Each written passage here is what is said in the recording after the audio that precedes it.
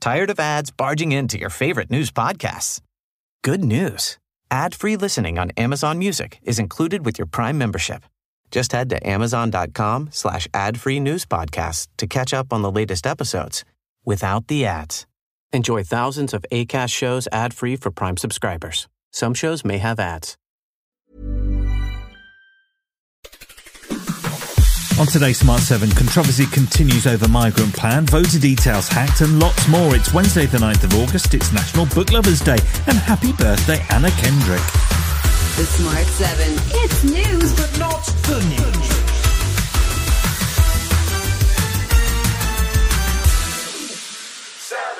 Controversy over the use of the BB Stockholm barge continued on Tuesday as migrants have been told to either board the boat or miss out on taxpayer-funded accommodation.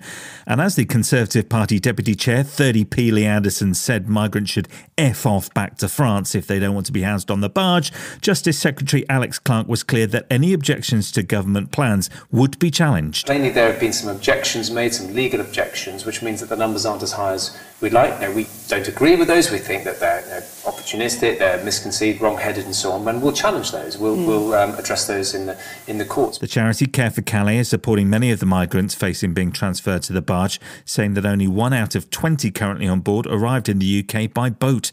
They've likened the barge to a detention facility, but some Tory MPs seem happy with that comparison. Tom Hunt is MP for Ipswich. I'm quite encouraged to hear that it's like a detention facility. I'd actually like it to be a detention facility. So, I think they should be detained and then deported to a safer country. Labour's Louise Haigh says that only one group is to blame for the entire mess. The BB Stockholm is not an example of success. It is a floating symbol of catastrophic failure.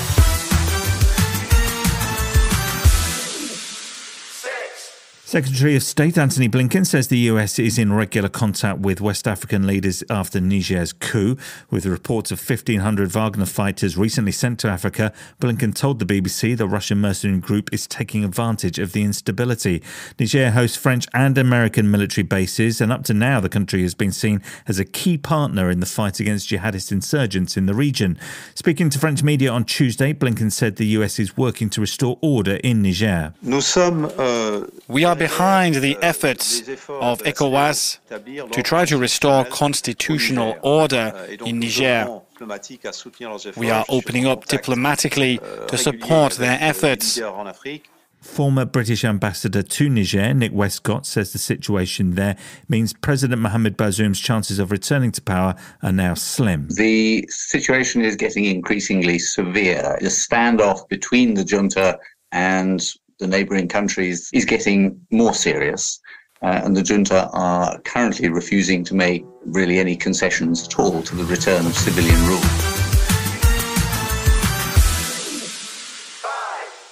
In what's being called a monumental data breach, the names, rank and location of every member of Northern Ireland's police force was published online on Tuesday.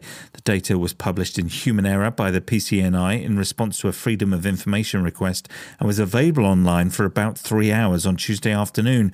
The PSNI said the information published does not include home addresses of its members, so that's all right then.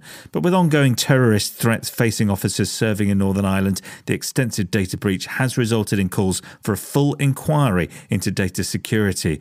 Assistant Chief Constable Chris Todd said PSNI are working to mitigate any security risks. I absolutely do appreciate those concerns. I've written to all of my colleagues across the whole of the service this evening, explained to them the actions that we're taking, given them information to help them further protect their own personal security and those around them.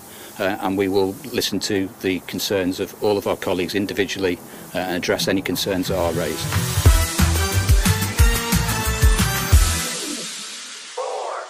Tens of millions of voters have been dragged into a hacking scandal after the Electoral Commission revealed it was targeted by a cyber attack. The hack allowed scammers to access the name and addresses of anyone who voted between 2014 and 2022, as well as the email addresses of anyone who contacted the Commission. The attack was detected in October last year, but it's believed that whoever was behind it had access to the Commission systems as early as August 2021. Electoral Commission Chair John Pullinger says they want to be open about what happened. There's complex cyber attack by some hostile organisation or person, we don't know who, enable them to get access to part of our systems. And the part they got into contains the electoral registers of everyone in the United Kingdom. Still to come on the Smart 7, the Premier League gets ready to kick off and Sinead O'Connor is laid to rest. Right after this. Tired of ads barging into your favorite news podcasts? Good news.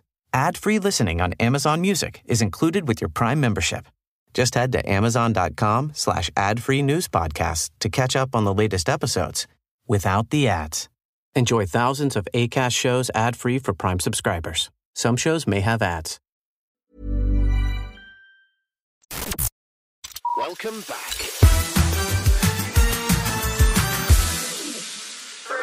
The kids may only have been off school for the summer for a couple of weeks, but the new football season is already in full swing. Southampton suffered a shock defeat to Gillingham in the first round of the League Cup. Meanwhile, Wolves sacked their manager, Julian Lopetegui, just days before the start of the new Premier League campaign. The top flight has been ransacked by the Saudi Pro League over the summer, but Premier League Chief Executive Richard Masters isn't worried about big-name players departing for the desert.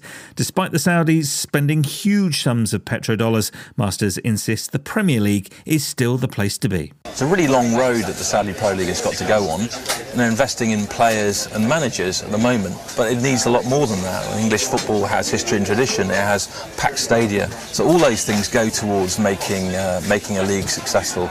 And it's not easy, and it's very competitive.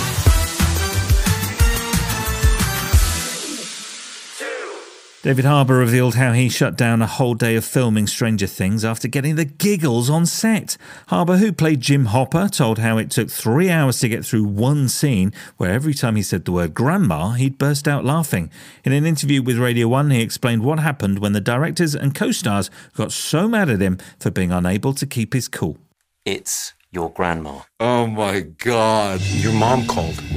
She needs you home right away. Is everything okay? No, I don't think so.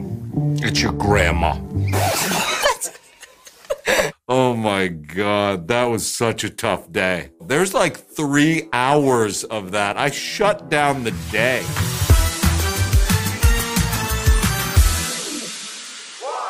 Sinead O'Connor's final standing ovation took place on Tuesday morning in an Irish seaside town where she'd lived for 15 years. Thousands lined the streets in Bray, County Wicklow, to pay their last respects as the singer's funeral cortege drove through the town before heading to a private burial service. Locals, fans and people who travelled to be there cheered and sang her most famous songs as the hearse passed through the crowd. Bray Town Councillor Erica Doyle reflected on the impact Sinead had on the local community. Sinead walked around the town, she did her own shopping, she took her kids to school. You know, she might be heading off then to do some incredible international event, but then she'd come back home and she'd still be seen with her little kids cycling their bike along the seafront. So, you know, Sinead was Sinead, she was a powerhouse, she was an incredible talent, but she was a mum and she was a woman and she was a neighbour as well. You've been listening to The Smart 7. We'll be back tomorrow at 7 a.m. Hit that follow button and have a great day. Give us 7 minutes, and we'll give you the world. Tired of ads barging into your favorite news podcasts? Good news. Ad-free listening on Amazon Music is included with your Prime membership. Just head to amazon.com/ad-free news podcasts to catch up on the latest episodes without the ads. Enjoy thousands of Acast shows ad-free for Prime subscribers. Some shows may have ads.